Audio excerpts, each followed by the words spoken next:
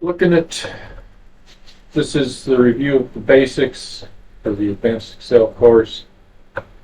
Going to be going over some basic functions and absolute versus relative reference. The basic functions we'll just go over most of the ones in the auto sum there. So you can open up this sheet if you want to follow along. It's available in the assignments. So we have some employees, employee numbers, and salaries for each of them. If we wanted to add this up, a couple of quick ways to do it. We can select the row plus, I like to select one, column, not row. Select it plus select where I want the total to be, and then I can come over here, click this auto sum, and it'll insert it in there. Creates the function equals sum, and then the range that it's adding up. Now, another option, if I come down to the bottom of this and I just click auto sum, Excel's going to put that formula in and automatically select the area that it thinks that I want. Basically all the numbers above that are until it hits a blank cell. And then I can just hit enter and it totals that up.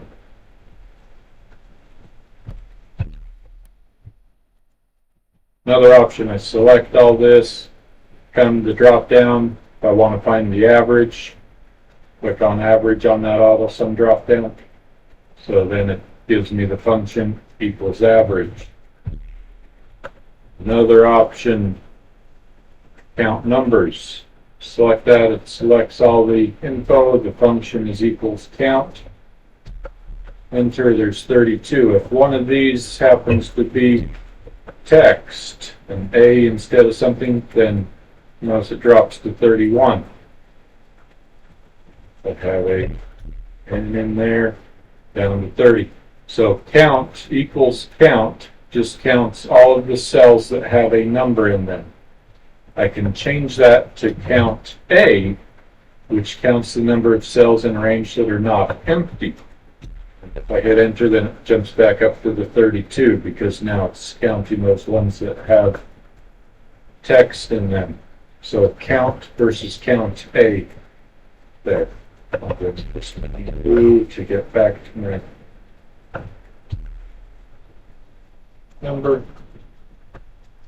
Count numbers, max. Look through that area, equals max. It'll find the highest number in that range. Similarly, min, looking for the equals min, the lowest number in that range. Really, I don't use max and min all that much.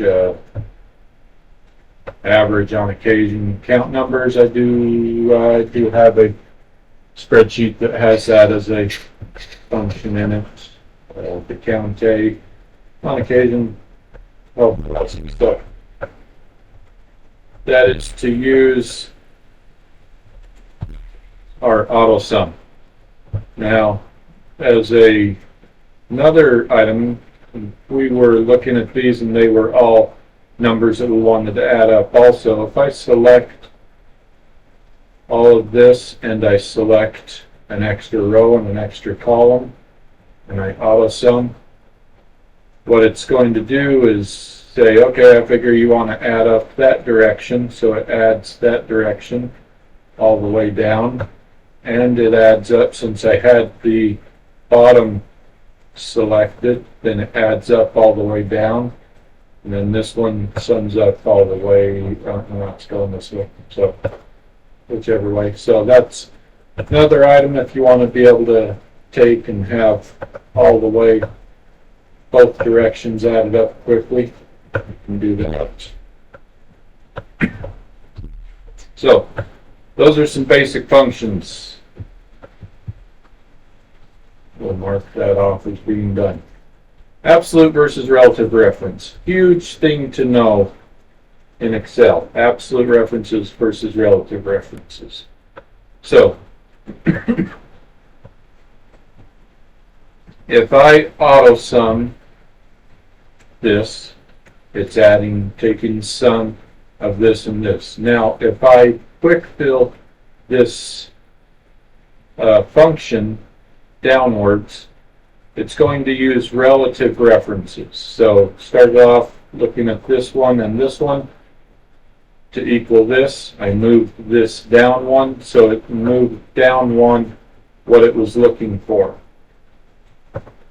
For my classes before, I used to relate it to dancers. If one dancer moves this way, the other dancer moves that way. You know, if you're doing, I don't know, some dance that you're staying together. So as the relative reference, as this spot moves, this one moves related to it. I had right here and I said equals that plus that, hit enter, and so I can see A2 plus B2, drag that down one, it's going to move. I've moved down one, the reference has moved down one.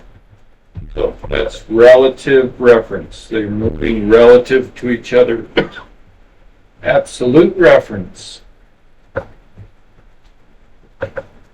Now let's say that I want to find out taxes on this amount. And I come over here and I say tax rate, and I say the tax rate is 6%. So now I come in here, I say taxes, so taxes equal that times the 0.6%. And now if I drag this down, I get zeros on all the rest because it's taking that times and shifting down one, which is nothing. So it's doing 1180 times nothing, which equals 0. So what I need to do is make Excel always look to this. I want it to absolutely look to that cell. So I come in here, and on the J1, if I'm clicked inside that reference and I hit the F4 key on my keyboard, it puts in $signs, $J, $1.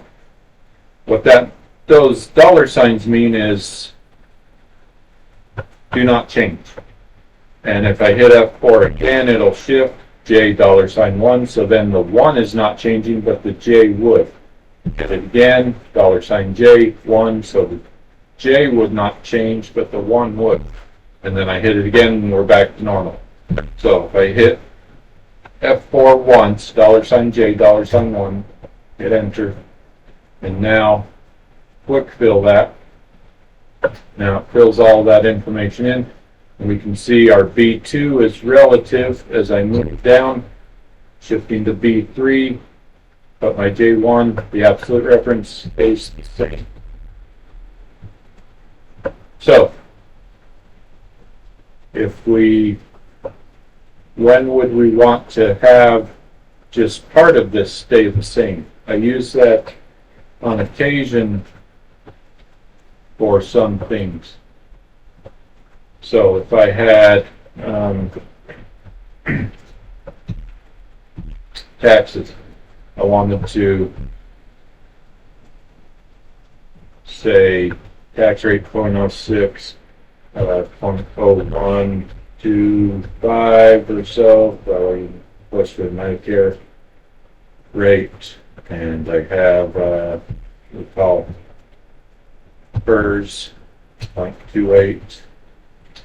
So now if I wanted to have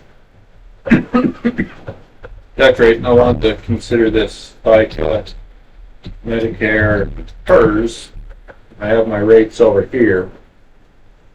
Now if I come in here and I say, okay, I want this to stay, well, how I said this doesn't really good.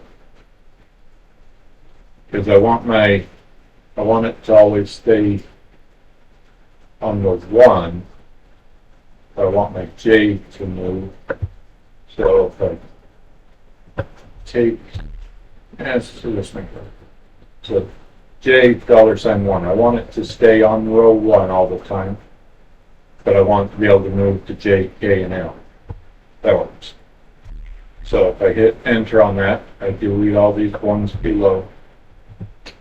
So if I drag this down, still works, stays on row 1, so always is looking at that.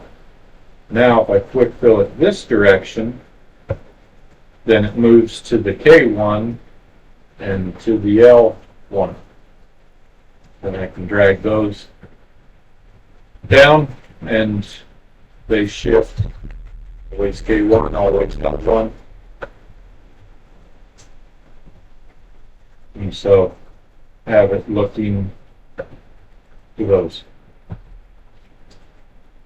So that's absolute reference and relative reference. Very important to be able to use that when you have something that you want to have your function looking at and have it not change. So here's your slightly advanced question. See if you can figure out how to using absolute and relative references. If I go on, remember that I have to tell Excel that I'm moving up, going to 12, go 1, 2, and go over to 12. So, can you figure out what formula you want to put into this cell? We want the times tables. So 1 times 1, 2 times 1, 2 times 2, 3 times 3, 2 times 4. We want to have them show up here. And you could go through and type in 1 plus 1 times 1 plus 1 times 2 plus 1 times 3. You could go through and type all that in so that you'd have the full times table. But can you figure out what formula to put in this cell so then you could quick fill it this way and then quick fill it that way and have all of your times tables set up? So pause the video. I'm going to sit here for a few seconds, figure that out, see if you can figure that out, and then I'll show you. So I'll just count to 5. Hopefully you've paused it. 1, 2, 3, 4, 5. All right. So formula for this equals, if I want to take this, I want my G to always stay the same. I want my 6 to move down, my row to move down. So I'm going to, I could hit F4, F4, so G is moving, 6 is not moving. I want G to stay the same, so $G, and then 6, and then that's what I want, so times. Now, times that, hit F4, F4, I want my H to move. I want it to move as I come over here.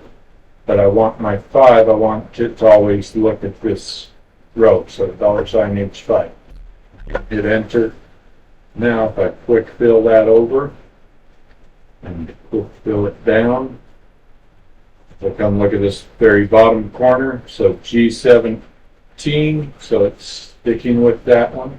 So G17 times S5. So it's stuck with that row, stuck with that column. So let's build in all that information properly. So if you got that right, good job. And that's kind of a short video.